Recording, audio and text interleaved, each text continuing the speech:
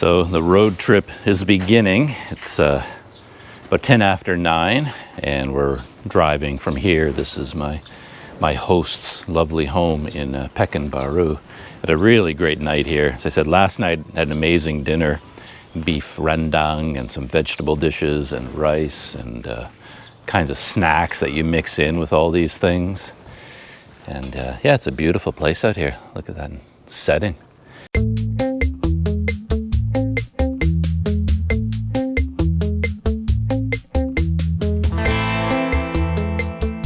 And I think they're in the middle of coconut harvesting.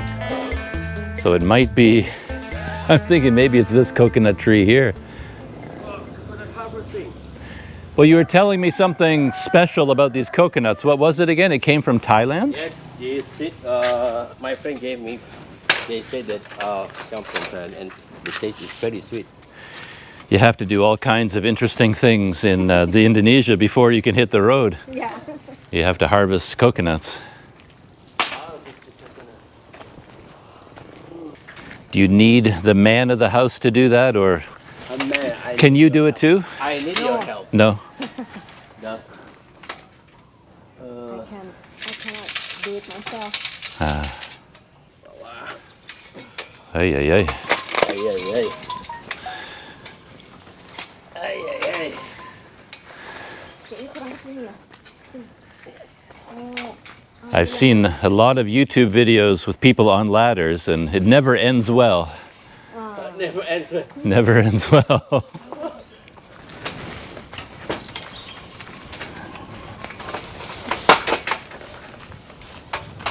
Never ends well. Oh my. Tunggu sebentar. So you cut down a whole bundle at once? Whole bundle. What do you call it? Is it a bundle or a Tandan. In Indonesian, it's called tandan. tandan? One tandan, yeah. One tandan.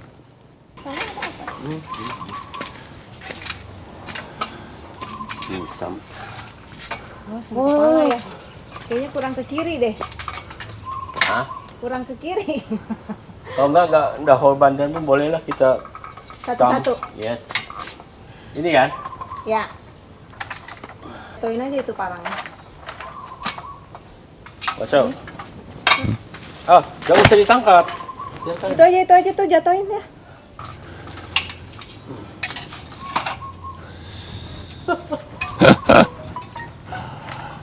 But different, I guess. Different taste, flavor.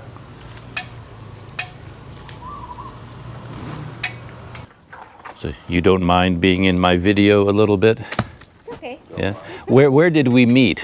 You can tell people where we met the first time. We met at the first time at Sungai Gulamo site. Right. Yeah. The Travel Gulamo. Yeah. And that group, they were your aerobics class? Aerobic. The women that you were with? Yes. You're all part of the same aerobics class? Yes. And what did you think when you first saw me standing there at the side of the lake? Because you were coming back in the boat from your trip, and then there I was standing there. What did you think? I saw you when we dalam perjalanan. On the trip first in the morning. Right. You are riding your bicycle. Oh, you saw me on the road. Yeah. Oh, so you right. on the road in the morning, and then when we came back, I saw you again there. So At the sea. apa kita senang banget tuh apa? Very glad. Very glad to see you at the side. Yeah, it was a lot of fun to meet all of you. Yeah. It was nice. So many mosquitoes around you. Yep. A lot. A lot. You must have sweet blood from all the sweet coconut milk.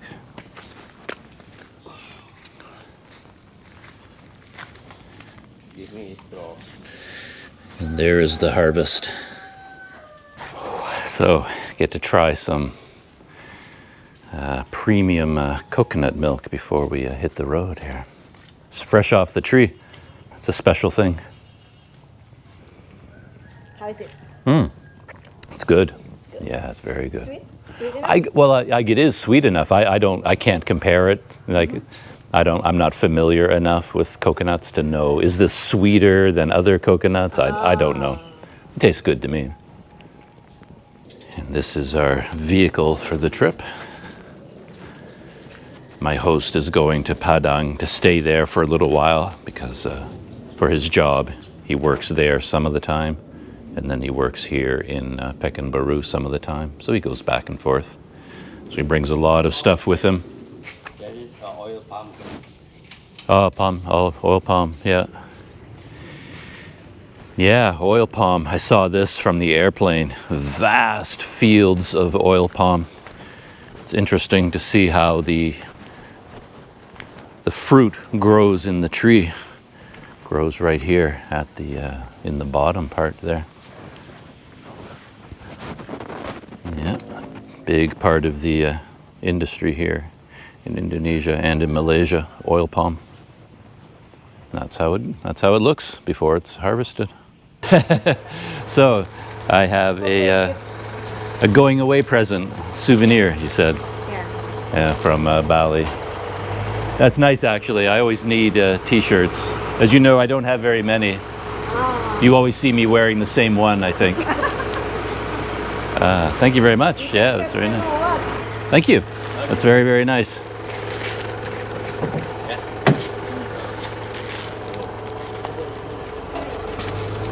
So we're making a special stop on the way out of town because Adi's hobby, his passion, is restoring Citroens, French cars, and this is his garage here. So you've restored one or two? Two. On the door. Oh, okay, there's another one there. So here's one of the Citroens that he restored, and I saw a photograph of how they were originally, and there was almost nothing here. It was just a like a rusty shell, and he's rebuilt the whole thing, ordering parts online, doing the work himself. So that's pretty impressive. Look at that. You're not going to see too many of these on the road in Sumatra, a road where the Citroen or Citron, I should have found out how to say that before I started shooting the video. But yeah, I don't know how to say the name of this car.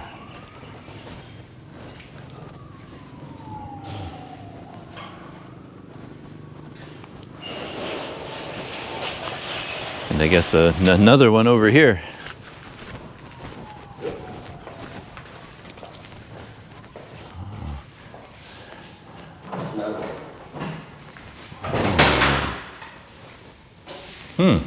Look at that.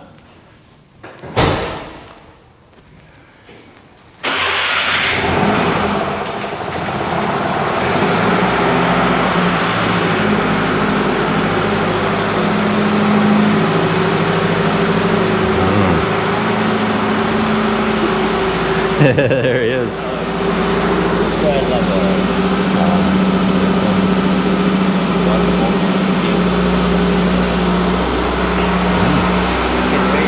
Oh.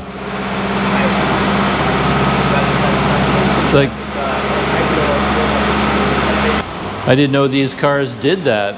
He was just showing me how it raises up on hydraulics.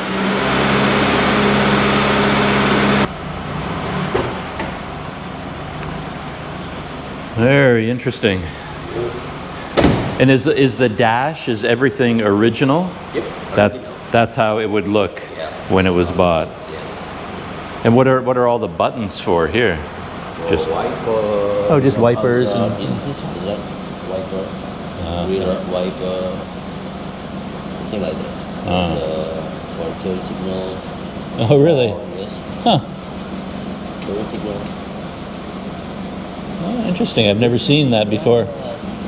So different. That's how it. And one spool. And the way it was raising up on hydraulics, that's normal for this type of car? Yep. You didn't do that special. No, that's normal. Huh. I didn't know they did that.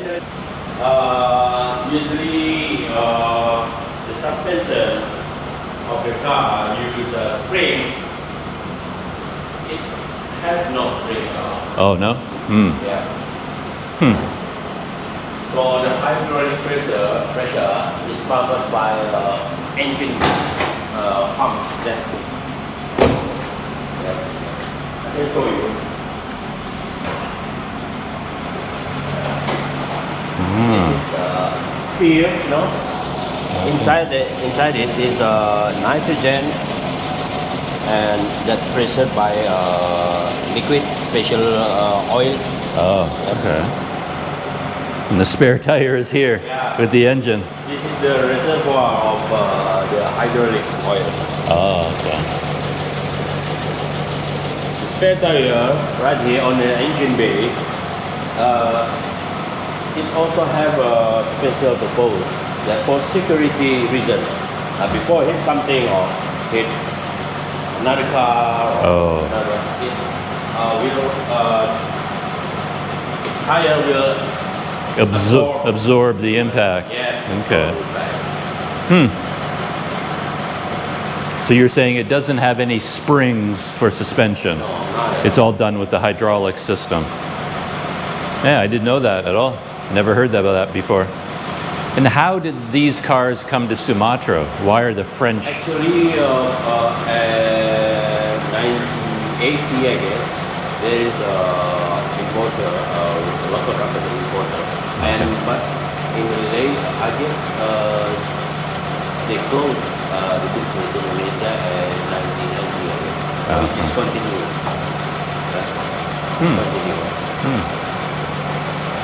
I brought this from Bandung, West Java last year. The engine type is boxer type, you know, 4-cylinder, Air cooled? Because actually this is a European car. If engine cool comes from radiator, it will frozen. Okay. Yeah. Huh. Same like Volkswagen. Right. Volkswagen Beetle also air cooled. Air cooled, yeah. Very interesting. Great hobby. And with a lot of minerals. Here's one of the landmarks I remember from my bicycle trip, because I stopped to take some video of this market over there. Can't see it right now, but there's a big market. And I noticed this overpass. I remember riding my bike here and going around this corner and then down here. But for me to get to this point on the bicycle was really difficult. That road we were just on had so much traffic. It was early in the morning, you know, that rush hour traffic. But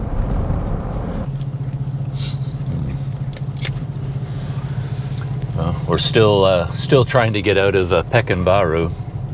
Traffic, a lot of traffic. We're here at a red light. There's a lot of places on this road where they're doing the U-turns. Everybody trying to do a U-turn to head in the other direction and cause a mini traffic jam. But as you can see, we're moving slow until we get out of the city.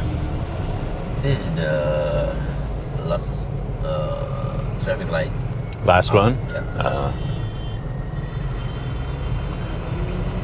So apparently this is the last traffic light. Maybe things will go smoother after this.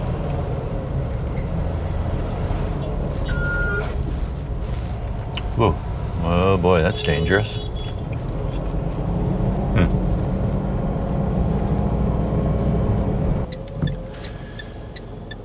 I'm turned on the GoPro just to record this moment because we're actually turning onto the toll highway.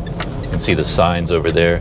No bicycles, no motorbikes, no animal carts, only fast-moving trucks and cars.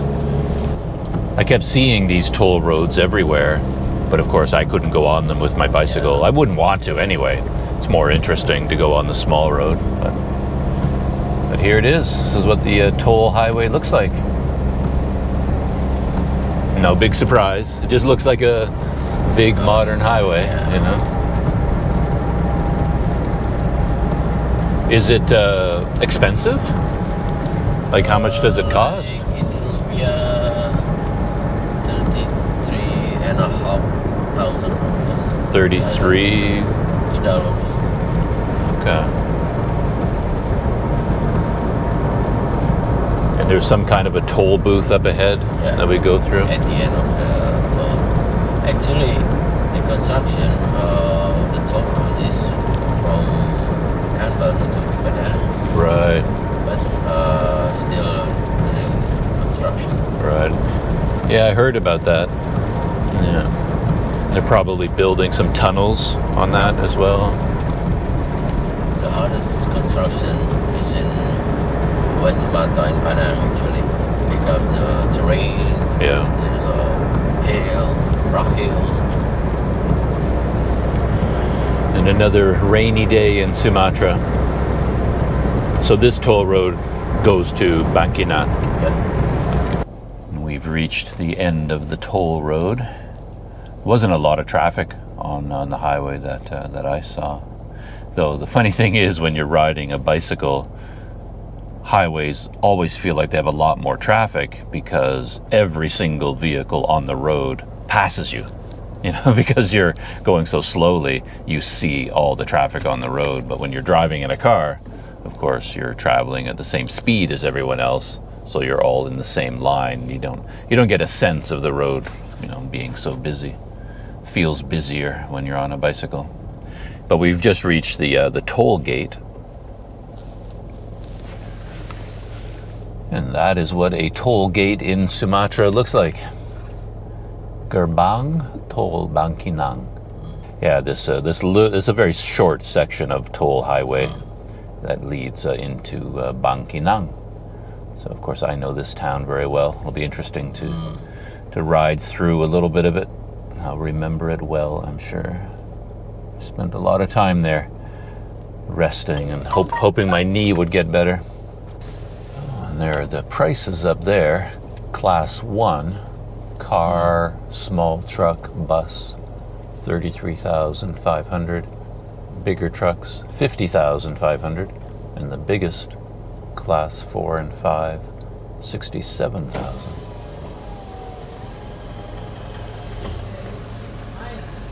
Kenapa masih merah itu? Atasnya? Iya, atasnya. Minta notanya sekalian. Udah dihidupin sih sebenarnya. Atasnya udah masih merah loh atasnya. Lihat semua masih merah ya? Iya. So this is somewhat familiar ground, though I thought it was open to go that direction on the bridge. Is that different? I guess there's two bridges, right? I'm pretty sure I rode my bicycle across that bridge. Or maybe I didn't. Because this is, we're entering Bangkinang proper. And look at the weather welcoming me back to Sumatra. The rain follows me everywhere I go. Drives me crazy.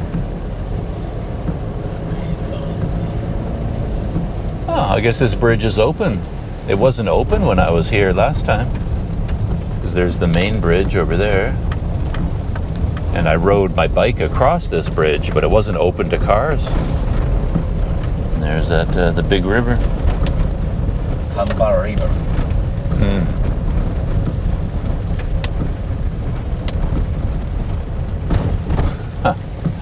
So funny to be back here.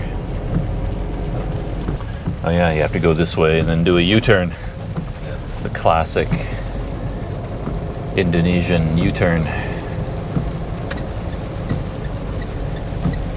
Downtown Bangkinang in the rain. This is my old stomping grounds. And my hotel was right around the corner over here. Right beside the Alpha Mart. Yeah, we're just down there. Teknong Guest House, it's just down there. And my coconut drink lady was just over here, up ahead. I don't know if she's out today, maybe not. It's not good weather for selling coconut juice. No, she's not there today. And then I would get my sugarcane juice over there. But they're not there today either. And there's the Grand Mosque of Bangkinang.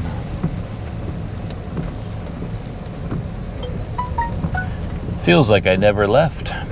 Feels like I was just here. Continuing to recreate my journey on the bicycle. Here's the first bridge that I went across. And I remember looking down at all the fish farms on the river. I wanted to go down to those fish farms and just see them in operation, or maybe talk to some of the people. And I had to stop here to figure out, am I supposed to go that way or that way? And I eventually figured out I was supposed to go to the left. Yes. And from here, the road starts to climb much more. So we start to go up and up and up, and the road starts to wind a lot more, curving and turning and zigzagging. So we start to follow the river, and then we end up at the dam, right? Crossing by the hydroelectric dam. I remember that dam was a big surprise to me because I knew about the lakes that were up there, very unusual looking lakes. And then I learned that they were all created by this dam.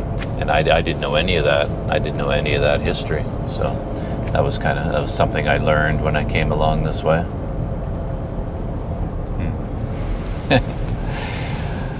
And when I was cycling, I was talking a lot about feeling the gradient of the road, how you can really feel every time it starts to go up, and just how steep it is. And yet when you're in a car, you don't feel anything.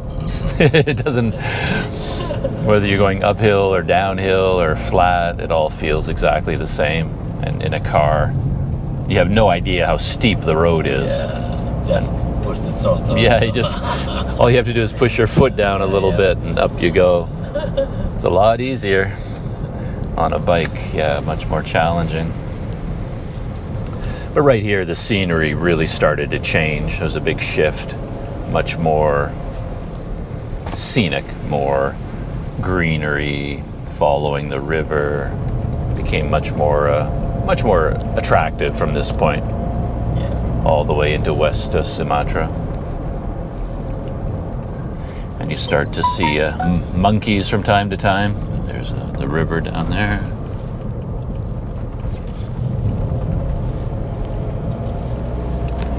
Yeah, it's very interesting to see all this again. And I'm not breathing heavy. I'm not, as I try and climb up this hill. Hardly seems steep at all. But on my bike, yeah, it felt very steep. And you can see it because of how slow this truck is going. When they go downhill, they have to go really slowly.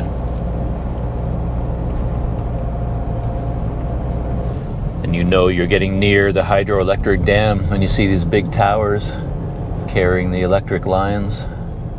And there it is, right here. This is where I stopped for my second drink of soy milk, frozen soy milk. I stopped here and had another drink. But yeah, there's the dam just over there.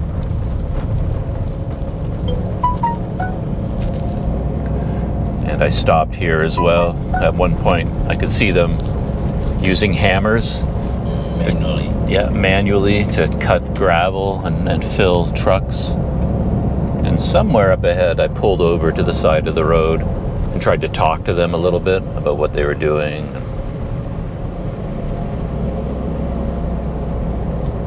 And at the time, I was wearing flip-flops. And I wanted to climb up the hill, but I couldn't because I was wearing flip-flops. But all the guys cutting out the gravel, they were in bare feet. They didn't have any shoes at all. And they were working in all this heavy rock. And right here, I think, is where I stopped. And then from here, yeah, the road became quite steep again. I can feel my ears starting to pop, the change in altitude. Now we're stuck behind the trucks.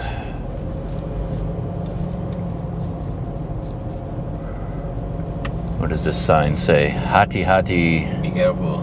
Be careful. Dararawan kecelakaan. Kecelakaan means accident. Accident-prone area. Accident-prone area. I think that's what they would say on an English sign. Or maybe it's a sign about falling rocks, like beware of falling rocks or something. I don't know. But yeah, I can see rocks tumbling down off of those cliffs pretty easily. This reminds me a little bit of Taiwan, because I rode my scooter all over Taiwan, and they had mountain roads like this. I'd love to go riding on my scooter. Okay, Rawan Longsor. That must be Landslide. landslide. Oh, right. Not landslide, actually. Yeah, like falling rocks. Yeah, that's what I thought. Yeah.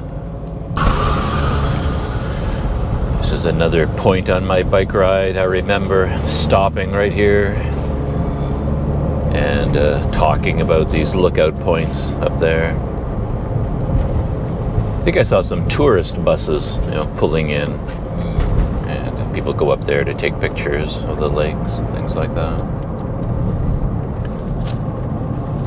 And I think there was some kind of a tourist town here up ahead off to the right. It looked like they had a lot of hotels or homestays or things like that. Yeah, I didn't. If I was... Payakumbuh or? No, just here, right up ahead. Small town. And if I was riding a scooter, I probably would have gone down to take a look at it. But when you're on a bicycle, sometimes it's like, I don't know, because you have to go all the way down to the lake, down the hill, then you have to climb all the way back up again. So sometimes you're just like, no, I don't have the energy to go exploring. So sometimes it's better to be on a motorcycle. You explore more, because you go up and down the hills so easily. I just learned something new. I asked my guide and host about these green trucks, which I saw everywhere, like what they're carrying, and it never occurred to me that they're carrying palm oil, like raw, unprocessed palm oil. And that's, look at all these trucks here. And they would all be carrying, if they were loaded, they'd be, full of palm oil. I had never thought of that. That makes a lot of sense.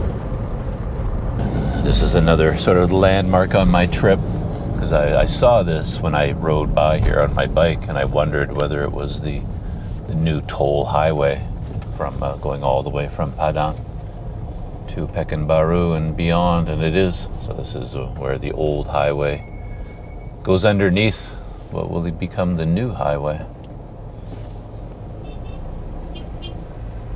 I'm always amazed by these huge construction projects. The amount of engineering and planning that goes into building one of these things. I can't imagine how it's done, to be honest. It takes years, right? Years of planning to figure out how to do it, where the road should go. Cut the hills. Yeah, cut through the hills, dig the tunnels. As the sign said, Banyak Lubang. The pavement all broken up here, with all these holes in it.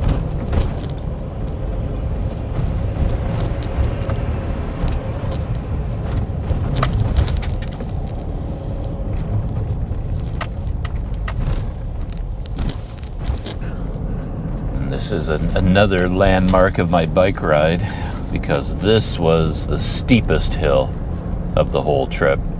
And You still remember? very steep here, and it was quite difficult to get up this hill. I remember I had to work really hard on my bike to make it up here.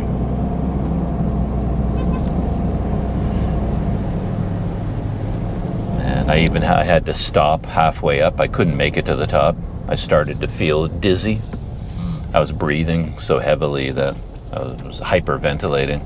I started to feel dizzy and I had to stop. And a man on a motorcycle, like a one with a sidecar, yeah, he stopped to talk to me, and he was on his way from Pekanbaru to Padang as well. By motorcycle. Yeah.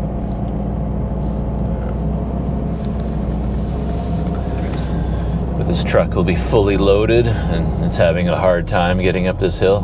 First gear.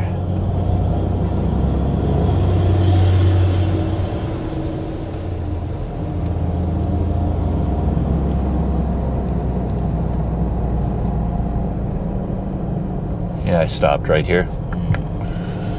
And then, almost already at the top of the hill. It's not that far from here, but again, on a bicycle, it felt much higher.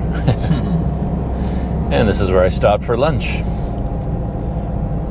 I had a nice meal here. During raining. Yeah, it was raining that day too. Yeah. It was raining. Right there, the blue one, I think. Or maybe not. They all look kind of the same. And this is where my flip-flop is. A boy took my flip-flop. A boy? Yeah, I went into the restaurant. Stolen your flip-flop or? Well, he took it by accident. Oh. He came to the restaurant.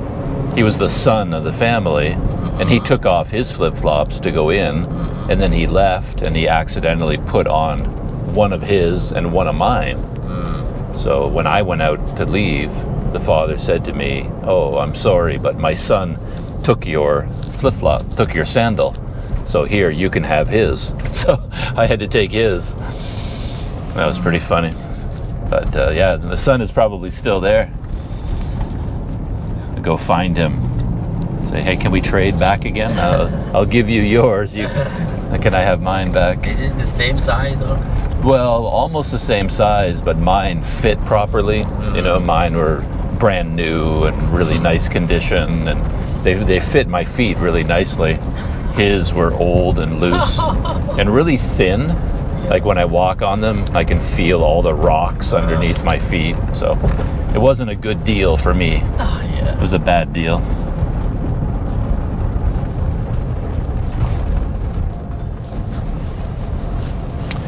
And this is where I ran into your wife and the group, because they did the boat tour right here.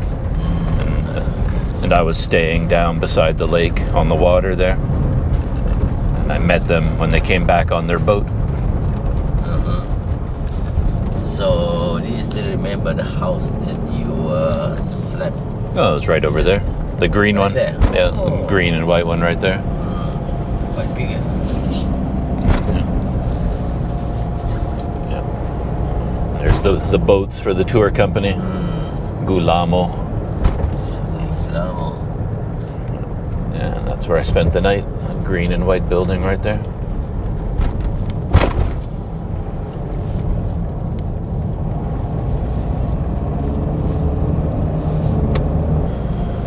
So this is where the guys were kind of doing a safety service and warning drivers about this rough patch of road and directing traffic. And then they were collecting money for doing it. But they're not here today. They took a day off. Yeah. But you can see just how dangerous that is, actually. So. And here's the gate on the right that says, "Welcome to West Sumatra," I think. Yep. Yep. Welcome to Selamat Datang, Provinsi Sumatera Barat. Yeah, West Sumatra. And that one over there is welcoming you to Riau province if you're going in the other direction.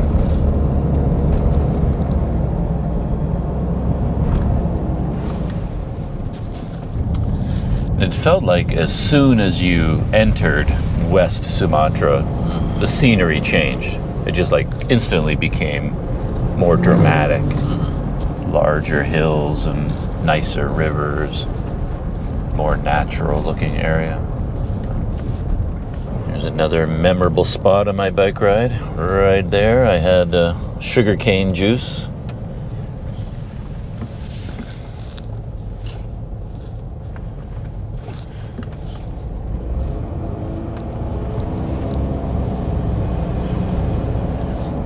on the other side of this town is the first one-way section for construction.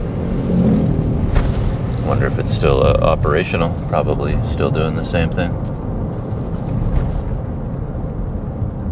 When I came through here on my bicycle, I remember talking about all these people selling snacks, because we have to wait our turn to go through the construction site, you know, one-way traffic. And there are all these people take advantage of all the parked cars and trucks to sell snacks, you know, window to window. And the same people, I recognize them. They're the same people doing it now. But we already have snacks. I have a chocolate bun. So it's going to be my snack here. There's some of the rice fields that I passed on my bike that I remember really well, with the high mountains of West Sumatra ahead. And we've been following alongside a river, really beautiful jungle river.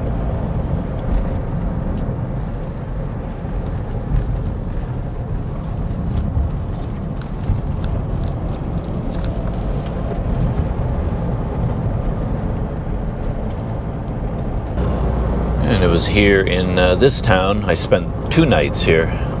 Really, Pangkalan? Yeah, Pangkalan. There's a guest house around the corner, Wisma Deu. I think it's the only one here. It's the only guest house on this whole highway before Payakumbuh. 2 nights here. 2 nights, yeah. I needed to rest before I went over that high mountain. And this is where I spent the night, yeah. Right beside the Rumah Makan Ombak and the gas station. There's a guest house here in the back, Wisma Deu, just back in there somewhere. Really good mie ayam bakso right here. That's where I went for dinner. 2 times, actually, I went there. Yeah, and the next landmark from here was the equator. The Equator Monument. And here? Up ahead, like 11 kilometers from here. Oh, really? The equator goes right across this highway. Did I tell you something you didn't know? You didn't know that? There you go. You learned something new today. I don't know at all, but Yeah, I didn't know either, but David, the cyclist, he told me about it. He says, yeah, when you go down this road, you pass over the equator. And I looked it up on Google Maps and everything, and yeah, the equator is right here. It's pretty special. The equator goes through 13 countries in the world only, and Indonesia is one of them.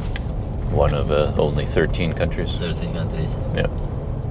And I remember this point on my bike trip very clearly, when the landscape kind of opened up a bit here on this very steep climb, winding road, and could see some of the hills up there, up ahead there.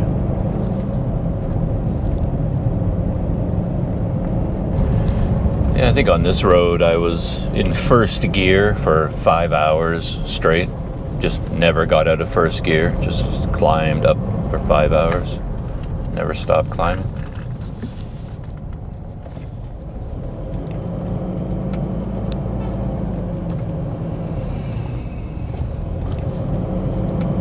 Just ahead of us, I think, the Equator Monument.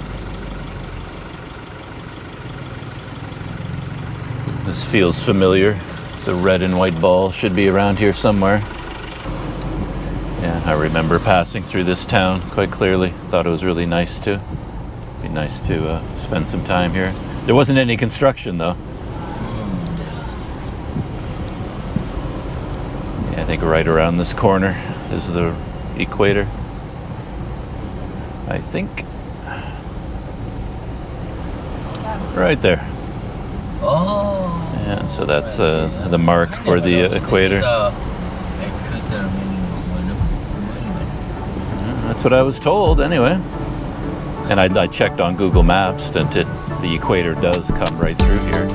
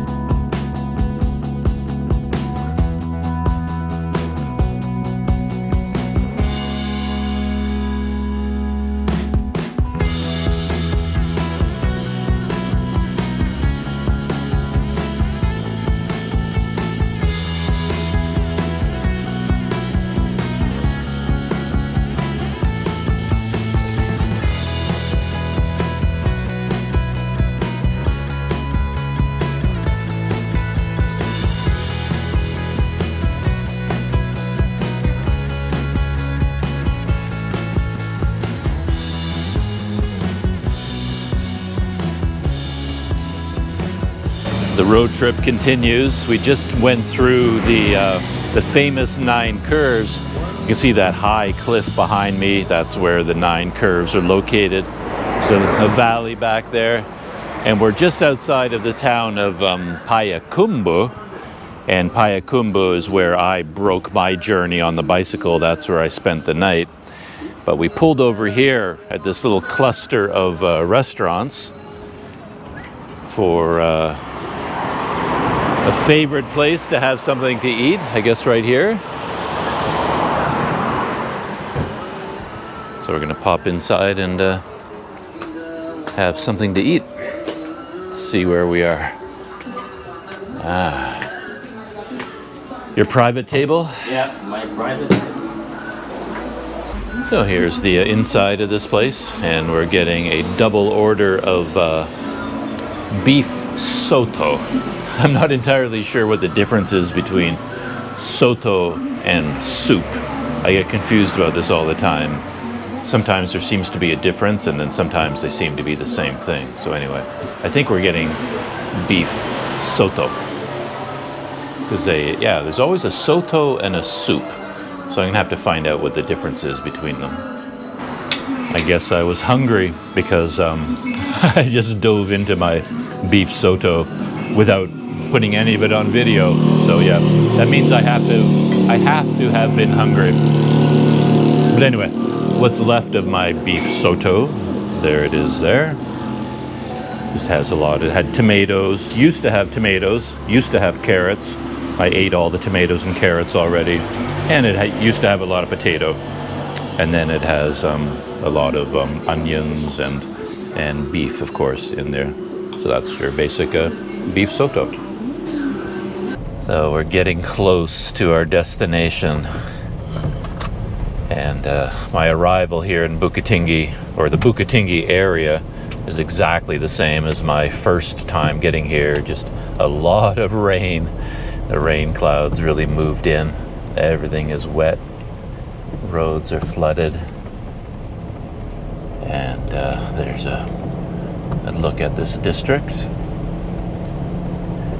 From here you can't quite see it, but you get really nice views of the valley down into Bukittinggi city and the nearby volcanoes. Oh yeah, and here's the intersection with the miniature clock tower. So when I came up here on my bicycle, that's the way I came down from up there.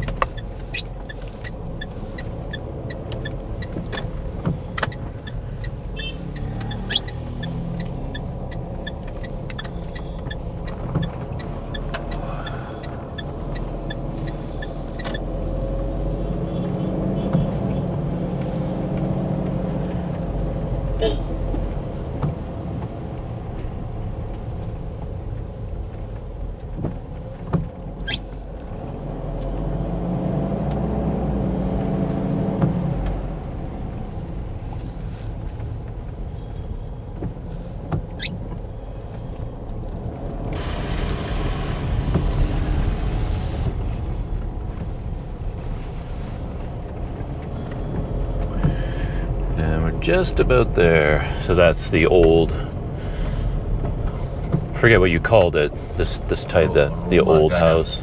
Rumah Gadang. Rumah Gadang. Very old house. And then my temporary home is this one on the left, the gray house here with the white trim. Here we go. Yeah, front door's open, lights are on. That's what you like to see when you arrive at a new home. Yeah, it's very wet. The roads, puddles everywhere. But it's a very interesting place to arrive.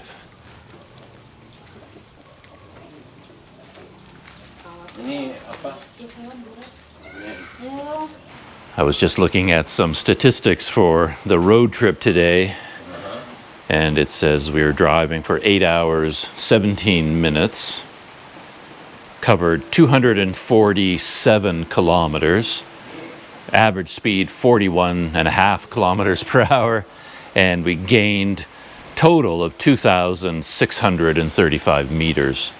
So that was for the day. And Adi tells me that if I wasn't a passenger in the car, he would do this 8-hour drive in 6 hours.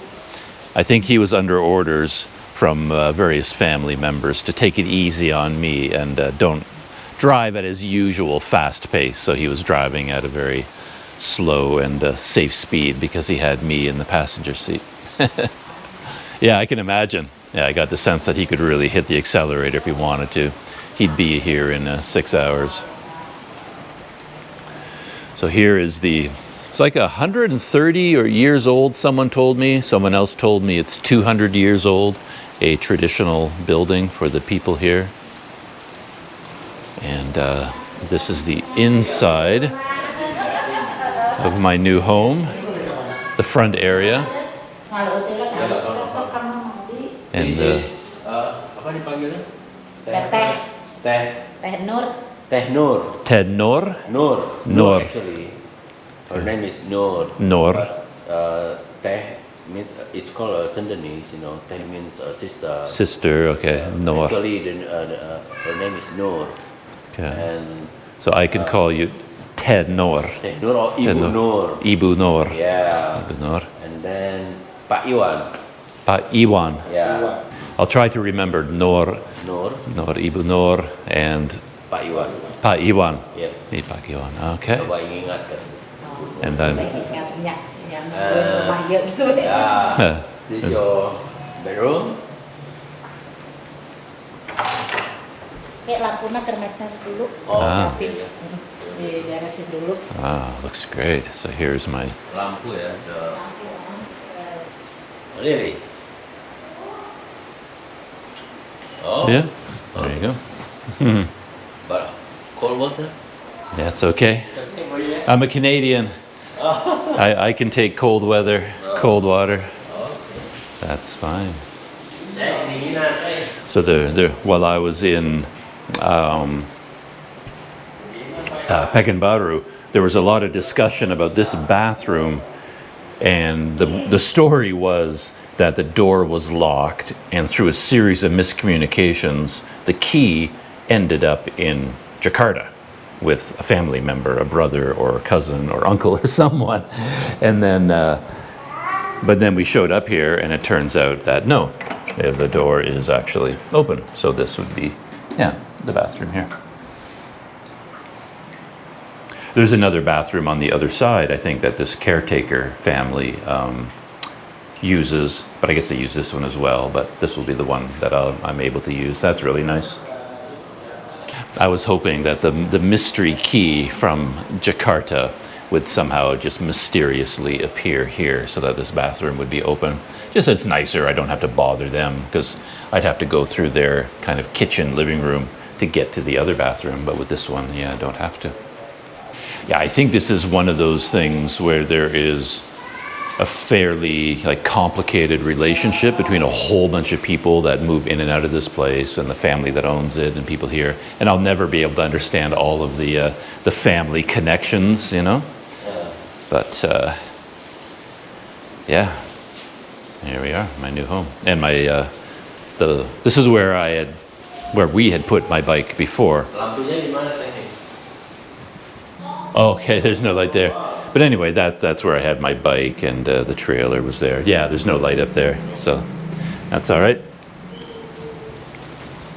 Well, I haven't unpacked and then moved into my room yet, but for the family that I was staying with in Pekanbaru, they sent some food along with me, part of the dinner that we had last night as well. Some beef rendang and some snacks there that go with it, and the family here has prepared some rice, and yeah, it's dinner time, so I'm going to have something to eat, and I guess that will be my arrival in my new home. So yeah, they have a rice cooker here, and before Adi left, I conveyed a message through him, trying to say that I'm fairly independent, you know, I'm very good at taking care of myself, and they don't have to prepare meals for me. I just wanted to make sure that, you know, they don't have to, you know, take care of me. They don't have to prepare meals, but I guess this is my arrival, and I'm kind of a guest in their home, so they wanted to make sure that I don't go unfed. So I've got some food here. Let me show you what the display is like here.